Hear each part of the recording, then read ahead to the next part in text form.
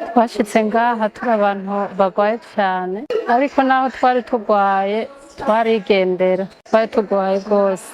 Muri ico gihe je natanguye kwinjira muri repentance mu kwezi kwa kane. Ndahinjiye nari ngwaye cyane ndavyumvira kw'iradiyo. Ndavyumviye kw'iradiyo duca turazana umutwara arambwira ati tugende aho hantu basenga, tugende natwe gusenga ndabe yuko bogusengera ivyo urwaye ndabe yuko vyogabanuka. Ariko naho nari ngwaye ibyo nari ngwaye vyari binyenyegejemo. Je tumaranye imyaka 10 muga mu myaka 2 niho nari muzima. Nari ngwaye ariko nagwara ngenda kandi nkomeye uri kuranda nari mwiza cyane. Je sinashobora kuvyibona muga ari umuntu andavye y'ivyo nkora ivyo mvuga byaraboneka ko ari umuntu atakomeye. Je namaze muri iyo myaka 8 mbana n'umufasha muga muri ico gihe nari namugwaje umutima cyane. Jewe ntiyasiga inoti y'ibihumbi 300 ngo ndayagera umutwe. Sinakuramwo makeya narayatora yose. Ico gihe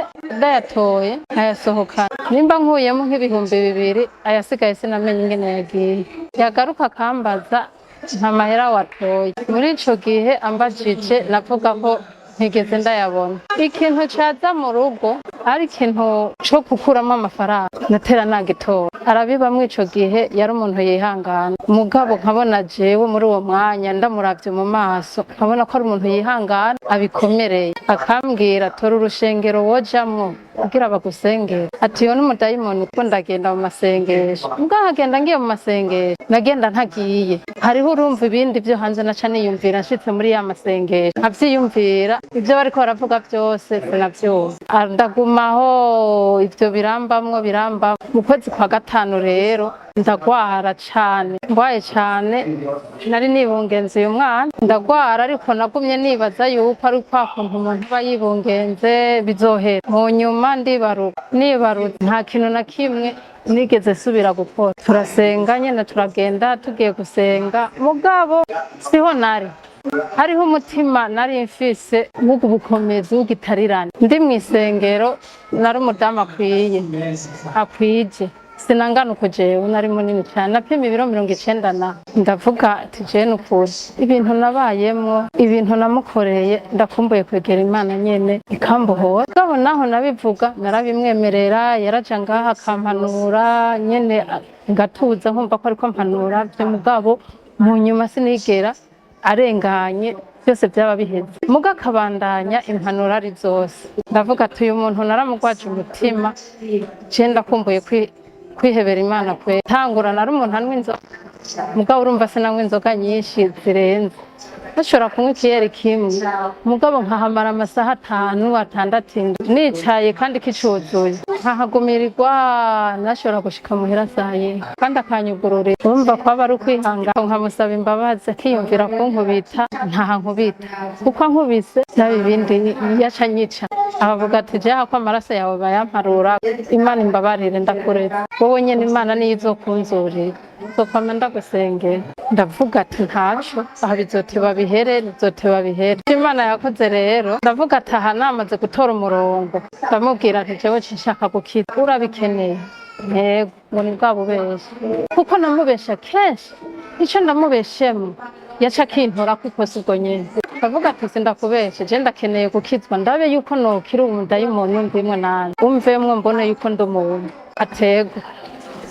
Ndagenda kampa amahera ya bisi yo kuja kumutaku nama ngenda ubwa muri burakeye nkaja kumusaga kubera niyo tuba nkaja kumusaga nkumva ko ndabinezererewe. Imana iravuga ati ngira ndaguhige hano kugira utore umurongo neza.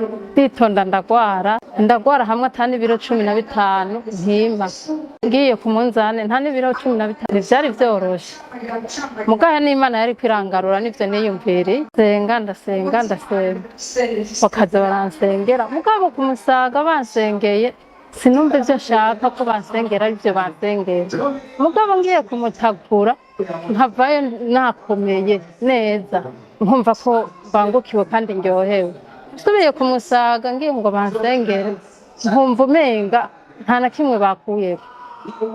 Arateba arambaza wumva gute oya nshaka gusubira kumutagura nze ngume nsengerayo ngo ndakwereke nararonse umuvyeyi aca nzana nga turaza gusenga ndabona yuko ndyohewe ndaza mu masengesho banyakira n'ingoga ngwaye hoho naciye ninjiye ngaha naciye numva ndemvye ndumva ko atani ingufu mfise impwemu zirankatikana zose ndagwara ndaremba baca baransengera umukozi pasiteri aransengera hoho vyaciye vyanuka no ngaho mwaransengeye mwewe kuko waciye umbwira ati ntutahe udaciye kwa pasiteri kuko we biragoye kuko narabumva mu kugora kwanje nararyama nkaca numva umuntu ampamagaye akampamagara ngo tugende mw'ijoro tugende tuja hehe tukaharira akambwira baradusize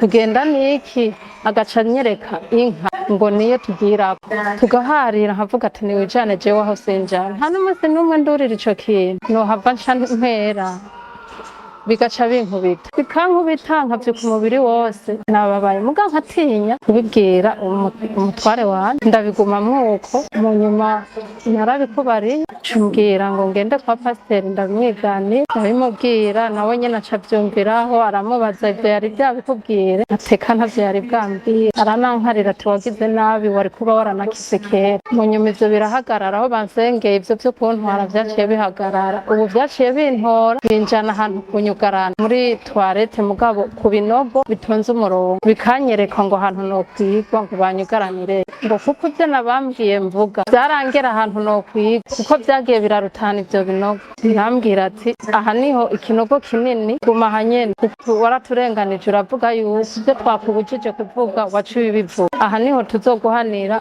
bihimvye tuzokuniga ndabigumamwo muganca ndikangura we yaciye ankoma ndavuga vyuka dusenga turasenga bukeye ndagaruka ngaha ndabisigura baransengera gushika isaha rero ntavyo nkirora hageze saa 9 ndavyuka nkasenga nkasubira nkaryama neza nkavyuka neza yarakoze igitangaza n'ukuri mwarakoze kunsengera ndakomeye kare umutware wanje ntiyashika mu rugo ngo dutwenge ubu n'ukuri numva ndamahoro yego Imana ishimwe mwarakoze cyane aha hantu harambereye igitangaza ndumva ko umenga nta n'ahandi nzoguma hanyene tuzogumana amen amen amen